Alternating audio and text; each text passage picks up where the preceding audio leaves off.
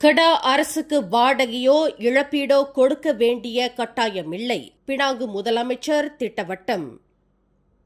Penang மாநிலம் கடாவிற்கு சொந்தம் என்று அந்த மாநிலத்தின் மந்திரி பசார் முகமது சனுசி முகமது நோர் கூறி வரும் வேளையில் கடா அரசுக்கு பினாங்கு மாநிலம் வாடகையோ இழப்பீடோ கொடுக்க வேண்டிய கட்டாயமில்லை என்று மாநில முதலமைச்சர் சுக்கொன்யோ இன்று திட்டவட்டமாக அறிவித்தார். பினாங்கு மாநிலம் மலேசிய கூட்டரசில் இடம்பெற்றுள்ள ஒரு மாநிலமாகும். அதன் நிலை இதுவரை சர்ச்சை செய்யப்படவில்லை.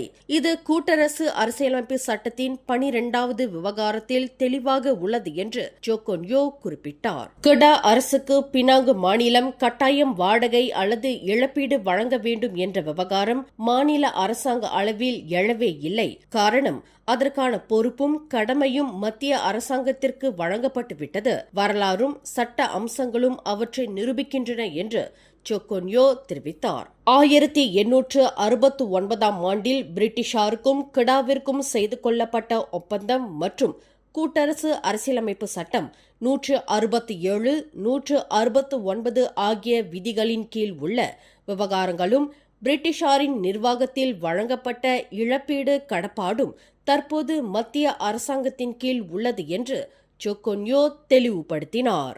இன்று பினாங்கு சட்டமன்ற கூட்டத்தில் கேள்வி நேரத்தின் போது படங்கொத்தா சட்டமன்ற உறுப்பினரான சொக்கொன்யோ மேற்கண்ட விளக்கத்தை அளித்தார். மேலும் செய்திகளை தெரிந்து கொள்ள கீழே இருக்கும் பெல் பட்டனை அழுத்துங்கள். உங்கள் மகிழ்ச்சியை வெளிப்படுத்த லைக் மற்றும் ஷேர் செய்யுங்கள்.